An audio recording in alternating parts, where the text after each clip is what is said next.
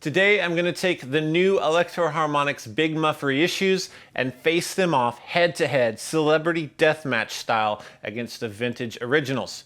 It's going to get real, really real.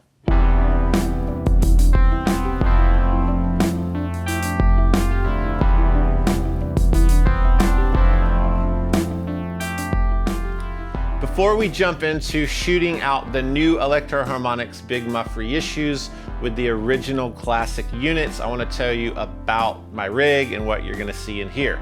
I'm using a Revelator guitar, bridge pickup only, and I'm not going to touch those controls, so there's no manipulation going on with the guitar. I have a clean 40-watt tube amp, so all distortion or fuzz is coming from a Big Muff. And then I'm using my switchback device here. It's 2 send and returns, and I'm going to put the new reissue units in the green light. So I have the switch on top of the amp. When I click it, it'll go from green to red, and the red is the classic. So green is new, red is the old unit. Just remember that, and you can follow along visually and audibly. And just know that shooting out 2 pedals of any sort can be difficult because even off the same assembly lines, you can have small differences. So I don't want you guys to get hung up on where pot locations are as you're looking at it, because that really doesn't matter. Some of these pots are old, the knobs are put on in different locations, and that just isn't how you shoot out a pedal. It's all about what's in the circuit and what the circuit potential is, and I'm gonna match them up how I know to do that. I'm also gonna max out the fuzz and the sustain controls, and that opens up that potentiometer, that part of the circuit, gets it out of the way, and you get to hear these Big Muff versions in their fullest potential. So with that said, I think we need to get with it. I think it's time. You guys ready? The very first comparison we're gonna do is the new Big Muff Triangle reissue and the original Triangle Big Muff. So the Triangle Big Muff is the version 1. Mike starts Electro-Harmonix in 1968, and then they come up with the Big Muff in 1969. This is actually a 1972 unit, and there's over like 17 variations of the V1. You can even find them that say Guild, because Mike Matthews made pedals for Guild and just put their name on them. So this is actually the same exact pedal inside and out as a true EH Triangle V1. So you can find those out there. Upon shooting these out, the 72 compared to this just didn't feel identical. It didn't feel the same. There was a gating effect that this had on the decay that I just couldn't match up. And then I'm on the phone with Robert Keeley one day, and he mentions he has an original 69, so a very, very rare unit. This is it. This is it against the 72, so 69, 72. But what's really fascinating is the insides. So the 69 has a perforated circuit board, and then this is a printed circuit board. So this thing is really, really rare, and it's obviously what they base this upon. I've seen some reviews online talking about this doesn't sound the same or whatever, but people aren't using the original, like the OG Triangle Big Muff. And I think that's really important. You'll also notice that the controls are labeled kind of crazy. On the 72 and all other Big Muffs forever, it's volume, sustain, and tone. But on this, you have volume, sustain, and fuzz. So for 1969, for 1 year, the Big Muff tone control was called fuzz. I don't know why, but you just do what you want to do in the 60s. Let's shoot them out.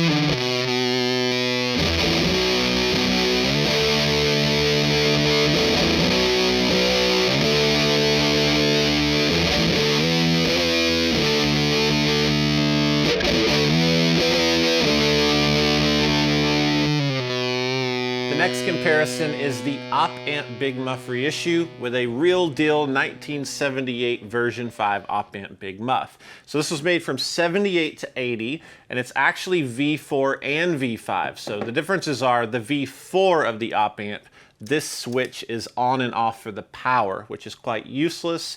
And I think that's why they changed it to a tone bypass, so you can completely remove the tone. The Reissue has that as well. So this is called an Op Amp Big Muff because it's the only Big Muff ever to not be powered or amplified with transistors.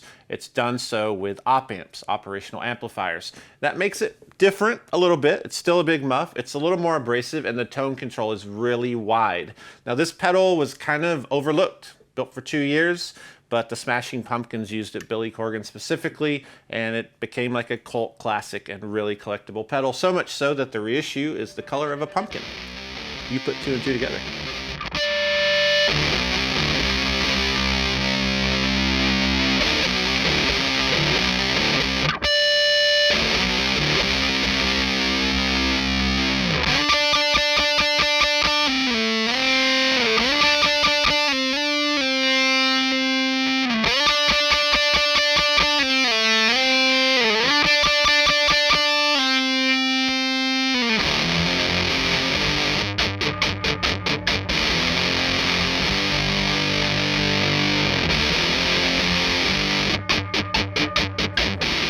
Next is the Green Russian Reissue and a 94 Green Russian Big Muff. These are made from 94 to 2000.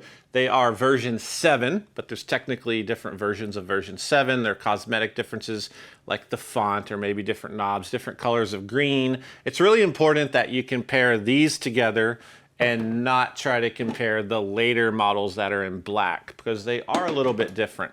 These were made in St. Petersburg, Russia. They were made in the electronic factories there that Mike took over and started building his products. This actually says Electro-Harmonix Sovtek. Sovtek stands for Soviet technology, and there's funny rumors about these are old tank parts or landmine cases, but that's not true. It's just the way that Soviet electronics worked and some of their enclosures and things. And they're really cool. And as a matter of fact, another little tidbit, this actual unit is the one that I replicated in the muffaletta. So when you turn to the star setting on here, it's the Green Russian. Let's listen to it.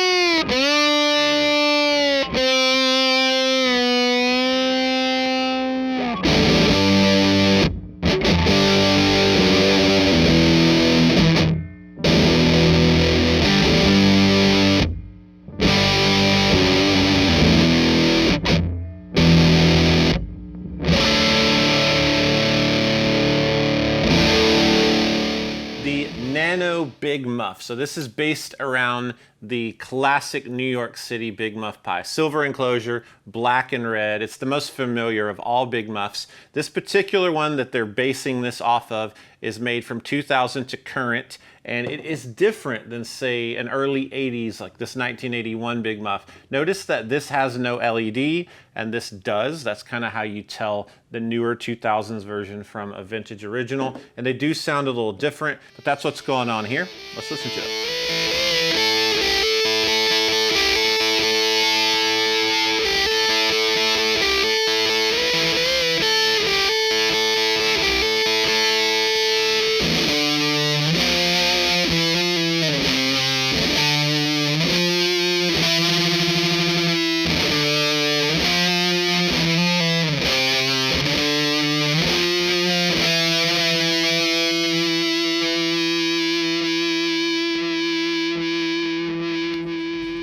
Thanks so much for watching this video. I hope you enjoyed it.